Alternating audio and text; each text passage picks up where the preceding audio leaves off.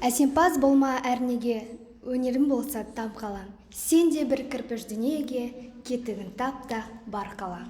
Сәлем достар, сәлем отандастар. Біз қазір сіздермен бірге Базиса мекемесінің Ақ-Дидар тұрғын үй кешеніне келіп отырмыз. Келуіміздің басты себебі Сейдахметовтер отбасысы 5-10-20 бағдарламасы, яғни шаңырақ бағдарламасы бойынша дәл осы тұрғын үй кешенінен пәтер иемденді. Бар, бәріміз бірге тамашалап құтты болсын айтайық. Жүріңіздер.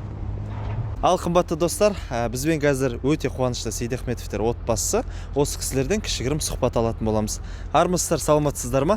Ағасы, өзіңіздің отбасыңыз жайлы, жалпы өздеріңіз жайлы кішігірім бір сұхбат беріп жіберсеңіз, камера қарап. Екеуміздің отандасқанымызға 30 жыл болды. Өте керемет. Құдай қаласа, міне бірінші рет отбасымызбенен бірге үйге қол жеткізіп жатырмыз. Енді тұрғын үй құрылыс жинақ банкінде қанша жыл салым жинадыңыздар? Сол салым жинау жолыңызда мысалы қандай өзіңіз үшін былайша айтқан кезде қандай жол болды жалпы? Қалай экономдадыңыздар ма, үнемдедіңіздер ма кейбір жерлерде? Баспанаға жолыңыз жайлы айтып берсеңіз жалпы. Халыққа мотивация ретінде былай. Шамамыздың келгенше азғантай-азғантайдан салып жинап, ақыры осы үйге қол жеткіздік десек артық емес. Бұл банк алдамайды, шындық, барлығы жақсы, қызметтері, барлықтарына қызметтеріне 5 деген баға қойсақ артық емес. Ой, рахмет. Енді ағасы, шаңырақ бағдарламасы жайлы қаяқтан естідіңіздер осы 5-10-20? Мен шаңырақ туралы негізі бізде осы жинақ құрылыс банкі бар ғой, соның кеңесшісі арқылы естіп қалдым. Сол кісіге ерекше рахмет айтқым келеді. Бізде Сәкей Жаныбек, сізге өте үлкен рахмет айтам. Жинақ құрылыс банкының кеңесшілері өте тамаша жұмыс жасайды. Сол кісі себепші болды. Мінекей осыншама жыл армандаған арманымызға үлкен жеңілдікпен қол жеткізіп отырмыз. Мінекей 13 жылдан бері қарай мен негізі өзіміз көп балалы отбасымыз.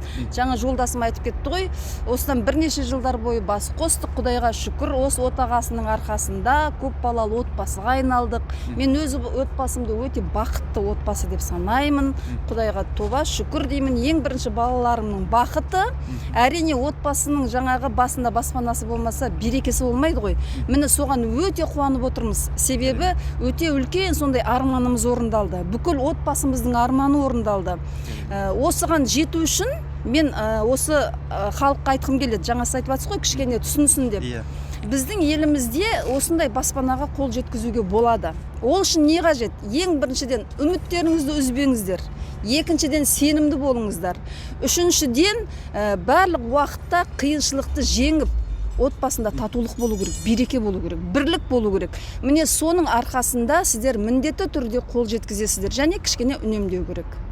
Осыны айтқым келеді. Рахмет үлкен президенттерімізге, осы көп балалы отбасыларға өте жақсы көңіл бөлініп жатыр. Көптеген жеңілдіктер жасалынып жатыр. Міне соған ерекше рахмет айтқым келеді. Соның арқасында, шаңырақ бағдарламасының арқасында біз осындай керемет қуанышқа бөленіп отырмыз. Отбасымызбен өте қуаныштымыз. Бірнеше жылдан аңсаған арманымыз орындалды. Керемет, құтты болсын. Арман керек үлкенге, кішіге де.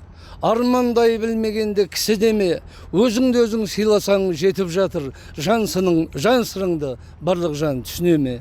Өмір дегенде тіршілік сірә жетер мой. Жарық сәулесіз күнніңде бәрі бекер ғой. Бекер ғой бәрі, бекер ғой бәрі, бөтен ғой. Өмір дегенің бір күндік сәуле екен ғой. Үлкен қуаныштымыз сіздермен бүгін кездесіп, осындай кішігірім сұхбат жүргізгендерімізге. Ал қымбатты достар, барлықтарыңызға үлкен рахмет. Әр қазақстандық баспаналы болсын. Амин.